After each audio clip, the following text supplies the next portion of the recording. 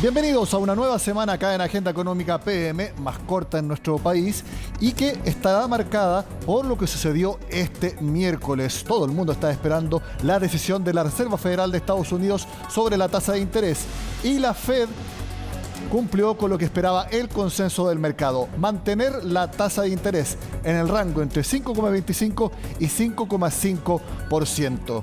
Ahora lo más importante era lo que el presidente de la Fed, Jerome Powell, dijera en la conferencia de prensa posterior, dando luces respecto a cuáles serán las futuras decisiones del principal banco central del mundo. Veamos lo más importante entonces que dijo el líder del ente emisor de ese país.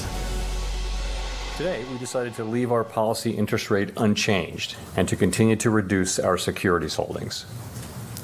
Looking ahead, we are in a position to proceed carefully in determining the extent of additional policy firming that may be appropriate. Our decisions will be based on our ongoing assessments of the incoming data and the evolving outlook and risks. Básicamente lo que Jerome Powell señala, que las decisiones de la tasa de interés se van a determinar de acuerdo a lo que digan los datos económicos y también posibles riesgos que haya para el crecimiento de ese país y para la inflación. La pregunta es entonces, ¿qué es lo que va a hacer la Fed? Yo les adelanto algo.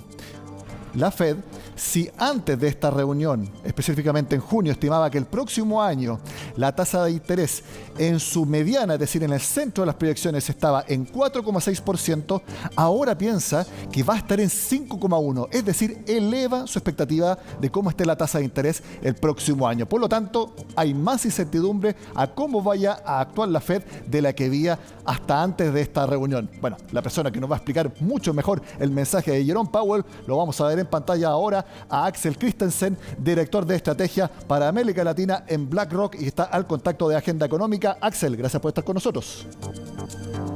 No, gracias a ustedes, Nicolás, por la invitación. A ver, el consenso del mercado estaba en que se mantuviera la tasa de interés, en eso no hubo ninguna sorpresa, pero te quiero preguntar si hubo un cambio sustantivo en las proyecciones de la tasa de interés de la Fed para el próximo año, porque sí hubo un cambio en las propias expectativas de la Fed en cuanto a dónde situar la tasa de interés. Así es, Nicolás. Hoy día estuvo, digamos, dentro de lo esperado la decisión misma de mantener la tasa de interés de instancia monetaria, la que fija la política monetaria de la Reserva Federal. El comunicado de la Fed también estuvo dentro de lo esperado, una copia muy similar al comunicado anterior. Lo que fue diferente fueron las proyecciones en relación a la proyección anterior de junio pasado. Y ahí hay varias variables que fueron diferentes. La proyección de crecimiento se ajustó al alza. La proyección de inflación se mantuvo más o menos estable y lo que tú señalas, la propia Reserva Federal está anticipando que este año podría haber un alza adicional, está por verse, está un poco más peleada esa decisión, pero lo que tú señalas que el próximo año van a haber menos recortes de lo que el mercado venía inicialmente esperando. Y no solamente el próximo año, también en 2025. Te hago un resumen nuevamente para que las personas lo entiendan. Lo que hace la Fed es establecer dentro de los indicadores la mediana, es decir, el punto medio exacto de las estimaciones de quienes conforman la Reserva Federal, los consejeros, podríamos decirlo, del Banco Central. ¿Y cuál es el punto medio exacto para la tasa de interés en 2024? 5,1%. ¿Cuánto era esa misma mediana en junio? 4,6%, es decir, se elevó en 5 décimas. Y para 2025, esa misma mediana ahora está en 3,9% y en junio estaba en 3,4%, más o menos la misma magnitud también de alza. Entonces, este cambio es relevante para las estimaciones de mercado, tal como tú señalas, Axel, que pueden variar las bajas que se estimen, pero es algo de magnitud para cómo lee lo que está haciendo la Fed en el mercado mundial. Es de importancia, es relevante, pero creo que también es importante mirarlas en el contexto del ajuste de sus otras proyecciones, Nicolás. Ellos están ajustando al alza sus proyecciones de crecimiento económico. Luego, lo que están señalando es que pueden, de alguna manera, maniobrar una especie de aterrizaje más suave, es decir, sin recortar tanto las tasas de interés, proyectan que la economía se va a ir estabilizando a un nivel de crecimiento por encima de sus proyecciones de junio pasado. Hay que mirarlas ambas en combinación para tener, creo yo, una lectura un poco más comprensiva de sus proyecciones, Nicolás. Entonces, uno podría esperar, como tú mencionas, que la tasa de interés pueda subirse nuevamente. ¿En cuánto se estaba hablando en el mercado? Sé que la información es reciente porque la decisión de la Fed fue este miércoles, pero estamos hablando de un alza adicional para este año de 25 puntos base o puede ser de 50 puntos base. Recordemos que el rango actual se mantuvo entre 5,25 y 5,5%. Si uno revisa lo que fue el registro de esas proyecciones, de esa mediana que tú señalabas anteriormente, una mayoría de los consejeros apunta a la posibilidad de una sola subida más, no hay ninguno que apunte a dos, y hay algunas que se mantienen en el nivel actual. Así que todo apuntaría, hay un leve, digamos, inclinación a que pueda haber una subida más, pero está muy parejo y eventualmente puede ser que el presidente Powell sea el voto definitivo y todo indicaría a través de sus declaraciones que él más bien iría por mantener las tasas donde están actualmente.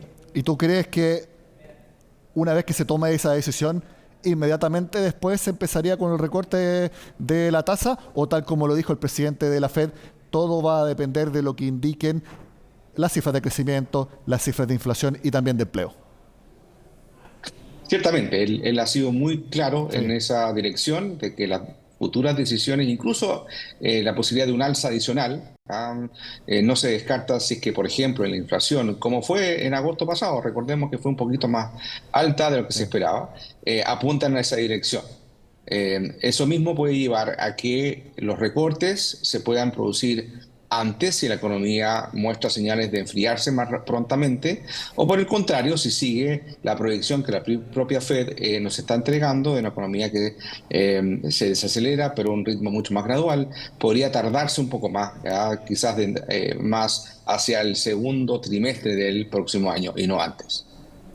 Jerome Powell mencionó también los riesgos. ¿Qué riesgos son los que puede enfrentar la economía de Estados Unidos y así podemos estar atentos a su evolución?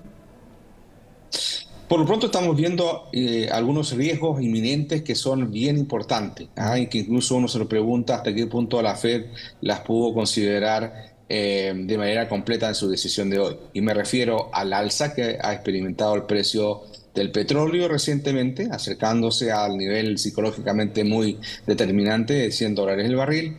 Y algo adicional, Nicolás, que ha sido esta serie de huelgas de trabajadores recientemente en las plantas automotrices en Estados Unidos que podrían poner presiones a los salarios y hacer más difícil que la inflación siga el trayecto a la baja que tanto la propia Reserva Federal como muchos agentes de mercado están apostando hoy por hoy. Axel, pronto, o por lo menos ahora, puede ser más rápido de lo que uno pensaba, se pueden ir juntando al mismo nivel las tasas de interés en Chile como en Estados Unidos. ¿Eso cómo puede afectar a la economía de nuestro país, específicamente por el precio del dólar? Bueno, ciertamente el dólar, una de las variables críticas que determina su nivel es la diferencia de las tasas de interés. Durante los últimos años hemos visto una tasa en Chile muy por encima de Estados Unidos, en la medida que Chile recortó en su sesión pasada y hemos visto, proyecciones de que pueda seguir haciéndolo, ese diferencial se va reduciendo y ya se ha visto cómo eso hace que el dólar tome fuerza. Ahora, esto eventualmente no tiene, digamos, una proyección infinita. Va a llegar a un punto en que si el dólar se fortalece mucho, eso puede gatillar inflación de productos importados y el Banco Central se vea en la necesidad de ponerle freno, y me refiero al Banco Central aquí en Chile, a su plan de recorte. Así que ciertamente lo que ocurra en Estados Unidos y en la medida que ese diferencial se vaya reduciendo, pueda tener impacto sobre el tipo de cambio, a su vez sobre la inflación, y eso mismo retroalimentar las decisiones del Banco Central de nuestro país. ¿Y tú ves que eso sea factible de acuerdo a los indicadores actuales, que el tipo de cambio depreciándose, y eso significa un dólar fortalecido, impacta en el IPC localmente y eso haga dudar al Banco Central en seguir el camino que tenía proyectado? ¿Tú crees que eso es algo que pueda suceder más probablemente? No sé de la probabilidad exacta, Nicolás, porque hay muchos factores que influyen en el tipo de cambio. Por ejemplo, va a depender también, nuestro país tiene actividad comercial muy significativa con China y no está muy claro si la economía china, que se ha venido desacelerando, tome un nuevo impulso, y eso podría favorecer nuestras exportaciones y de alguna manera estabilizar la situación del dólar. Eso no lo sabemos. Pero lo que sí creo que es importante reconocer que el propio Banco Central, en declaraciones recientes de su presidenta, ha reconocido que el movimiento del tipo de cambio ha sido mayor a lo que ellos inicialmente esperaban. Luego uno pensaría que en su momento, cuando tienen que tomar una decisión con respecto a la tasa de interés, le estén prestando más atención a lo que quizás lo hacían cuando comenzó el ciclo de recorte en nuestro país.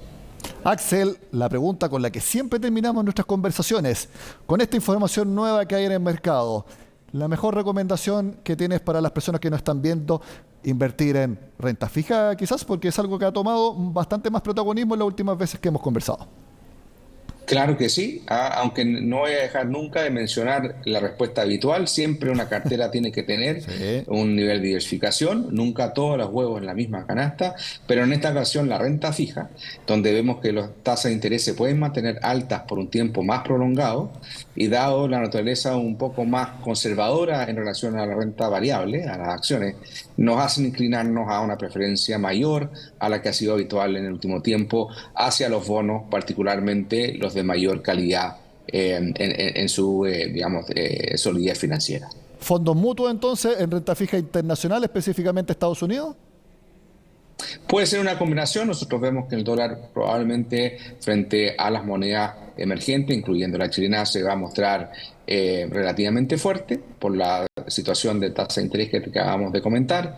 Y asimismo, estamos frente a bonos de alta calidad de crédito. Así que es una buena alternativa. También combinaría con algo de renta fija local, a que ha visto buenos retornos en el último tiempo. Axel Christensen, director de estrategia de BlackRock para América Latina. Siempre te agradezco que puedas compartir con nosotros tus análisis específicamente sobre el dato que está marcando la agenda económica en el mundo. Que estés muy bien, un abrazo. Igualmente, Nicolás, un placer como siempre. Hasta la próxima. Hasta la próxima, Axel. Nosotros hacemos la pausa en Agenda Económica y al regreso les contamos de una nueva gira de la ministra del Trabajo para hablar de la reforma de pensiones. Al regreso acá en Agenda Económica. Tal como lo hizo hace algunas semanas en el sur de Chile, esta vez la ministra del Trabajo fue al norte para exponer las ideas del gobierno para la reforma de pensiones.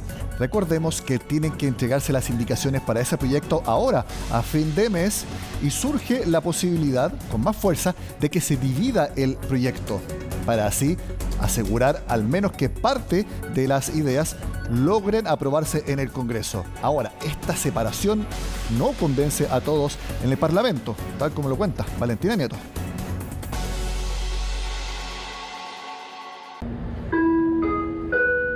Hace un mes se lo hizo en compañía del ministro Marcel y ahora emprendió rumbo en solitario. Atrás se quedaron las fiestas patrias para la titular del Trabajo, Janet Jara, quien inició este miércoles la última gira del gobierno por la reforma de pensiones. Después de 10 meses de tramitación se van a iniciar las votaciones en particular del proyecto de ley.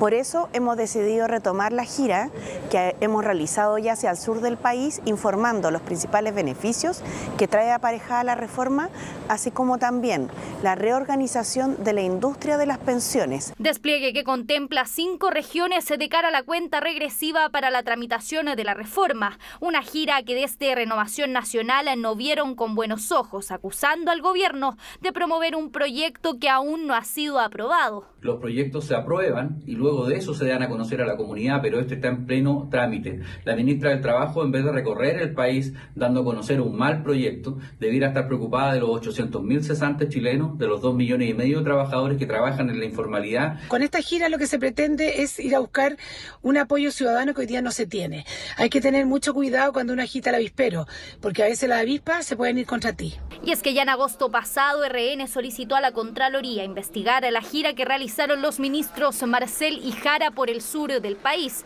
acusando una eventual falta de probidad por parte del gobierno. Me parece una hipocresía insólita que quienes han gastado recursos en publicidad por todas las vías posibles, en los medios de comunicación masiva, en las plataformas de las redes sociales, hoy día pongan el grito en el cielo porque el gobierno cumple con su deber, que es informar sobre lo que se está tramitando en materia previsional. Materia previsional que entra en su recta final y en donde el Ejecutivo ya fijó una estrategia: separar la tramitación de la reforma en 2 etapas. La primera comenzaría a fines de este mes, con el ingreso de un primer proyecto que contempla el grueso de la iniciativa, la discusión del seguro social, la división de la industria y la pensión garantizada universal. Fragmentación que generó molestia, ya que desde la oposición acusan al gobierno de atar la discusión de la PGU al debate del 6% de cotización adicional. Yo hago un llamado a la ministra para que terminemos con los juegos comunicacionales y vayamos al fondo. Si usted no separa los proyectos como realmente corresponde, lo que va a ocurrir es que va a tener un triunfo en la comisión de trabajo donde tiene mayoría, pero en la sala su proyecto no va a pasar. Acá no se puede únicamente aumentar la PGU, porque eso también tiene otro impacto en, por ejemplo, las cotizaciones. Y en definitiva acá lo que se busca también es premiar a aquella persona que tiene más años de cotización, y eso se logra con un seguro social. El problema es que la derecha quiere mantener el mismo sistema, pero que el Estado le solucione los problemas de administración e inversión a las AFPs. Proponer subir la PGU, pero sin tocar a quienes llevan 40 años entregando bajas pensiones, es algo inaceptable. Y es que pese a que Chile Vamos había pedido la división del proyecto, la propuesta no convence al sector. Advierten que no estarían los votos para aprobar la iniciativa en la sala, al menos la primera parte.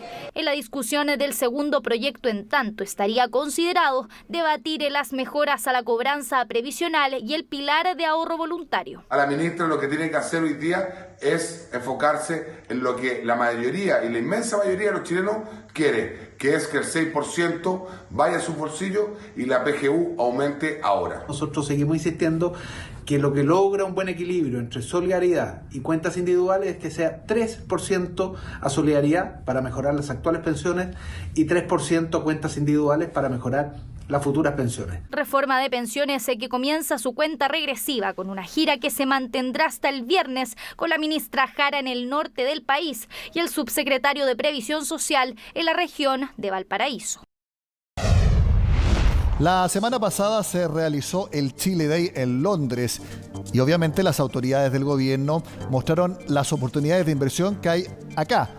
Litio e hidrógeno verde fueron los temas más comentados. Al respecto, el vicepresidente ejecutivo de Corfo también comentó acá en Agenda Económica AM que fondos de inversión ya comprometieron a aumentar su capital a invertir acá para startups y también scale-ups. Nosotros presentamos una nueva consolidación y los nuevos fondos que estamos ofreciendo para hacer atractiva la inversión extranjera por el lado financiero para pequeños emprendimientos o lo que se llama startups o su etapa de scale-ups en lo que se llama Venture Capital Chile. Tenemos una página web nueva que se llama venturecapitalchile.org y en la cual ahí están todos los programas que tenemos justamente para apoyar esto y hacer atractivo la traída de inversionistas extranjeros para apoyar emprendimientos nuevos en Chile. Conseguimos que un par de fondos ya se comprometieran a venir a Chile a invertir, uno de ellos por un monto de 40 millones de libras, que son bastante significativos para alentar el emprendimiento en Chile. De esta forma terminamos la agenda económica de este miércoles. Sigan acá en CNN Chile.